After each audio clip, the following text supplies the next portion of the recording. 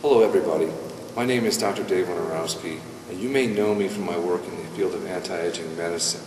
You may also know me from my website, www.drdavesbest.com, where you can find the world's finest supplements.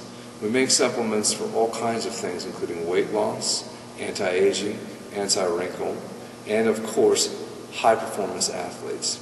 And that really is what we're going to be talking about today. High-performance athletics and how you can get involved in a very, very special project. So, if you've never heard about me, make sure you check out my website. I've been on television, I've been on the radio, and I've written several books, all of which I think you'll find very, very entertaining and extremely interesting. I bring you cutting-edge anti-aging information every day through my free newsletter as well. But enough about me. I'd like to introduce you to a person who I find to be one of the most inspiring individuals that I've met, and a person who's really helped me shape my future endeavors. His name is Chris Kaag, and I'd like to bring him in now so that you can meet him. Come on in, Chris. Thanks for being here today. Thanks, Dave. And I should tell everybody, we're actually in Chris's gym. It's called Core Fitness. And let me get this straight, corpsfitness.com? .net. .net. corpsfitness.net. And Chris has created this gym pretty much from a concept and an idea, and you took something that was in your head and made it a reality.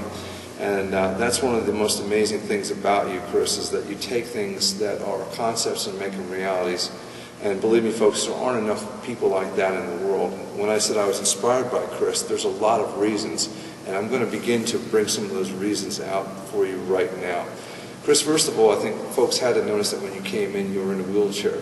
You suffer from what is known as a disability. And I would use that term very loosely because you're the last person in the world I think of as disabled. And anybody that knows you knows that you're truly more able than most. But tell us a little bit about your illness and what you face and how you deal with it. The disease is called adrenal myeloneuropathy. It's a genetic nerve disorder that was passed on by my mom, so it's an X-linked gene, and I developed it when I was overseas in the Marine Corps about 11 years ago. And over the course of those past 11 years, I've went from not being able to run to slowly, but eventually not being able to walk as well as I used to. So right now I continue to walk, but it's with the aid of 2 canes, plus I utilize my wheelchair a lot more. And the disease pretty much affects my lower extremities. Okay.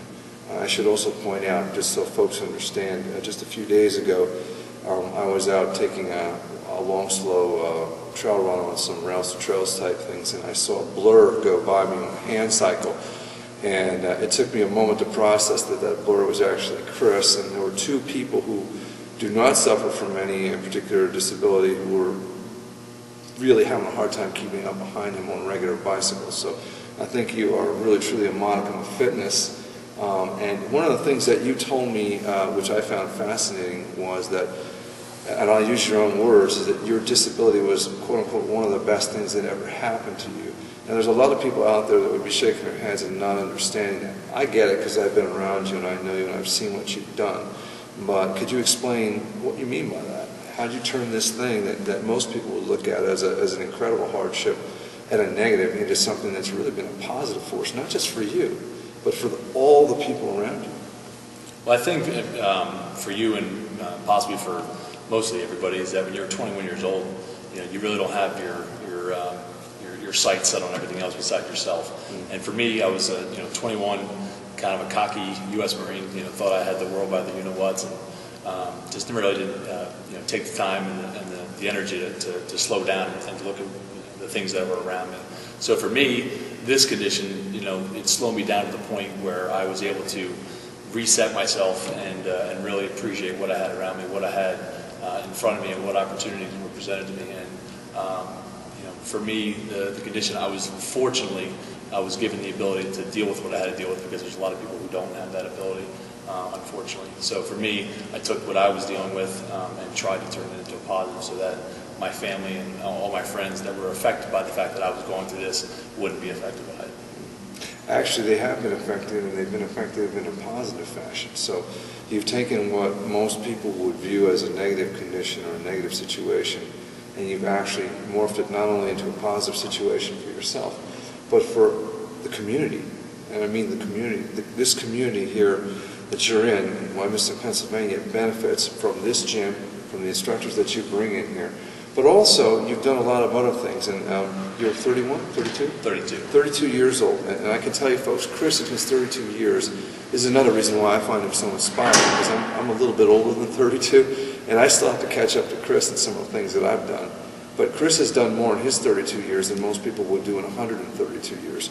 And one of the things that you've done that I find so impressive is you have single-handedly, I mean, I know you've had some help, but I mean, the concepts and the ideas and the energy, the engine, the driving force behind what you do comes from you. And that doesn't just include this gym, but it also includes some charitable organizations that you've started on your own, foundations, and a triathlon. So could you tell the folks out there a little bit about the charitable organizations and, of course, the triathlon, which has really taken off, been an amazing event. I've been in it myself, and it's phenomenal. So, well, for me, I was interested in raising money and awareness for nerve damage research and for my condition to hopefully, someday lead to a cure that will get me up and running. But I wasn't too keen on doing something along the lines of a walkathon or a bake sale and things like that. I wanted to do something that was a little bit more challenging. So my senior year in college, when I got out of the Marine Corps, I decided to do a triathlon. And the triathlon is it's a sprint triathlon, so it's a short distance triathlon, so it's available and people who are beginners were able to do it. Right. So for me, the first year we had 386 people. We raised over $17,000, and then from then on, it's just been kind of a whirlwind of success. The first year went off perfectly. We had a lot of things we've learned since then. Sure. But now this coming year, which we'll be doing our 6th annual, we have almost 800 competitors, and we've raised over $100,000 since its inception. Incredible. Again, all pretty much on your own and by motivating other people around you. The triathlon is called Got the Nerve. Got the Nerve. And it's currently in Mount Gretna, Pennsylvania. Correct. And that may change, it may not, but folks, if you're ever in the Mount Gretna area, when's it held? Usually at the end May of May? 20th, Saturday of Memorial Day weekend. Okay, now it's always booked up solid months in advance, so you can't get in this year, but you might want to start looking next year. It's a phenomenal event. It's run super well, and it's a beautiful area. And I know you put your heart and soul into it, and it shows. And look at the growth you've had in such a short period of time.